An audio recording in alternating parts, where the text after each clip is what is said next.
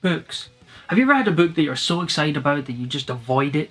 You think that I need to read this at the right time in the right frame of mind because I know I'm going to love it and it's going to be a 5-star. I've done that with so many books recently, so I thought I'd make a list of some predicted 5-star reads. Looking at this pile, there are also a lot of threateningly large books, which also doesn't help with wanting to read it at the right time. Book number 1. The Sword of Kaigen. I've heard nothing but amazing things about this book. It is a fantasy standalone, which is really rare. I love Asian-inspired fantasy books, so this is definitely one that I think will be a 5-star read for me. Also seems to be a pretty emotional book. There's lots of people talking about the reaction they got from reading it, which sounds right up my street. I'm all about trauma. And you would think because it's a standalone would be more reason to pick it up now. It means I don't need to worry about continuing on with the rest of the series. But I've not picked it up yet. Well, I'm very excited to, and I'm sure I'll love it when I do. This series I have mentioned quite a lot over the last wee while. It's because it just sounds right up my street, despite the fact I don't know that much about it. I just know it's got time travel, and the reaction from people that I trust has been very, very positive for the Lycanius trilogy. I don't actually see that many people talking about it, but when someone does mention it, there's a lot of people that jump in and say, those are amazing, I love those books. So I really, really think I'm going to enjoy it. It sounds like it'll be quite a poetic series, especially with the title structure that the series has. And anything that includes time travel I think would just be really interesting. So if I haven't read this entire trilogy by the end of the year, you can have a go at me in the comments, because I really want to read this. And hopefully soon. I think this one's probably one of the higher ones on the list. Definitely want to get to this very soon. Next up is The Justice of Kings by Richard Swan. This is another one that I really only know bits about, but part of the Fantasy Fellowship con that went on the end of last year, they had Richard Swan on for an interview, and he was talking about his book and a bit about his process, and it just sounded really, really good. So this follows Justice, who is judge, jury, and executioner, basically. He did mention a little bit about this second world that is connected to this one, where he gets his power from, which that sort of trope where it has this alternate plane is something I really, really enjoy in books. And the other thing I found was really interesting is the structure of the book is actually from the perspective of the Justice's, I think it's his assistant, his talented protege, so his partner of sorts. I think it's a really interesting structure to have his assistant be the one telling the story about him rather than from his perspective directly. And also it's her looking back on events, so you have that extra aspect of she can hint at things that are coming up and she can say, oh, this was really stupid, and bits like that I find really interesting in stories. That's what Along the Razor's Edge does as well. It's from the main character's perspective in the future, and then you can get lots of storytelling promises and hints of what's to come, and it's a really fun narrative aspect to have.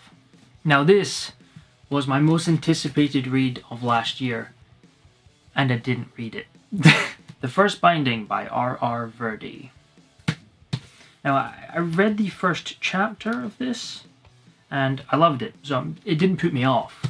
It's a really big book, and I want to, like I was saying at the start of the video, I really want to make time for it and enjoy it, rather than just thinking, oh, I need to get through it. So I'm waiting for a kind of when I can have a bit of a break and then I can read this in my off time. This is a very poetically written book, very akin to The Name of the Wind, and also, I guess, The Empire of the Vampire, because it has a framing narrative. So it has the main character telling the story of his past. Much like in The Name of the Wind, he walks into a tavern and he tells his story. I love Name of the Wind so much, and I enjoyed The Wise Man's Fear. Bits of the second book I didn't love, but nothing has captured that feeling that The Name of the Wind gave me when I first read it. So I'm really looking forward to it, and hopefully this will capture that feeling again. Next up we have Blackstone Heart, which vies for one of my favourite covers of all time.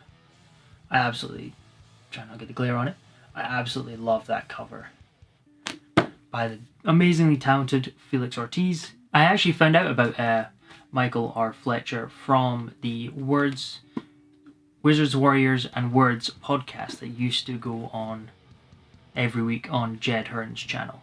Sadly it stopped now, but there are, I think, 200 episodes, so it's well worth checking out if you're interested in writing and the publishing industry. Jed Hearn hosted it with Rob Hayes, Michael R. Fletcher, and Dirk Ashton, who are all extremely talented authors. Well, technically Dirk's talented because he writes all of Michael's and Rob's books, and they just stick their name on them. So Blackstone Heart is about a man who wakes up and his heart has been shattered into many pieces, and with each remnant or shard he finds, he gains a bit of his memories back. It's a very unique premise. I've not heard of a book like this before, and I'm really excited to read it. Next up, we'll jump on into Rob Hayes' books, seeing as we're talking about Dirk's work, is Titan Hoppers. This is a progression sci-fantasy book and has a cool cover. And I thought I would start with Rob Hayes because I loved his Along the Razor's Edge so much. So I'm definitely going to have to read this at some point soon, and I have high hopes. Next up, we have the ending of the Greenbone saga. I've not read, but I have heard that each book gets better and better, so I'm just going to say that them together I think will be 5-star. I enjoyed Jade City, it was fun, but it didn't make me want to immediately jump into Jade War. But from what I've heard, I think I will absolutely love the ending of this series, so I'm going to read Jade War in February, and then, depending on how this ends, I might jump into Jade's Legacy pretty much straight after. We'll wait and see. I've mentioned a couple times that I love seafaring adventures, despite the fact I've not actually read that many, and I feel like there should be more. But I'm a bit of a hypocrite because I do have Red Seas Under Red Skies on my shelf and I've not read it yet. I loved The Lies of Locke Lamora. It could be in my top 10 of all time, so I have no idea why I've not read this yet. I think this will probably even be better than Lies of Locke Lamora, so I need to read it. Another one is Sons of Darkness. This is a grimdark Indian fantasy inspired by A Song of Ice and Fire. I love finding books that are inspired by different cultures and mythologies other than just the normal ones that we normally get. So having an Indian-inspired grimdark fantasy, I'm very excited to read this. Another one is Robin Hobb. Now this, there is a reason I've not picked this up. The plan was to finish The Wheel of Time first before I started this because I can't have too many ridiculously long series going on at once. However, I'm reading Wheel of Time really slowly and really broken up, so I'm really tempted to pick this up and treat it like a trilogy, because the first, it's a 16-book series, but it's broken up into a trilogy, another trilogy, and then I think there's a 4-book series and some others, and then a trilogy at the end.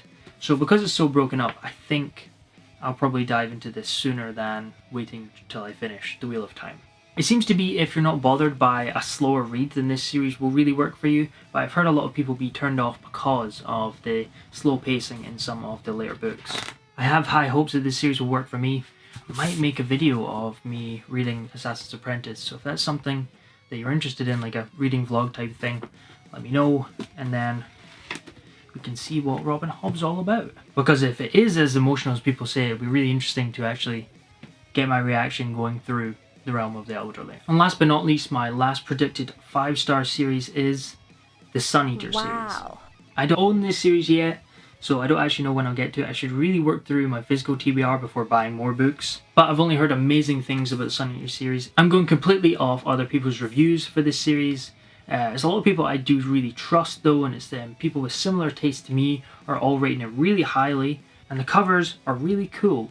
The US covers. I'm not really a big fan of the UK ones, but the US ones, I'm going to have to hunt those down. So that'll be it for today. Those are some of my predicted 5-star reads that I'm hopefully going to get to this year. Maybe some into next year because I'm a pretty slow reader. But let me know some series that you think will be 5-star and which ones on this list I should prioritize. But thanks for watching, and I'm going to go edit this video and edit photos of me talking about books and not actually reading.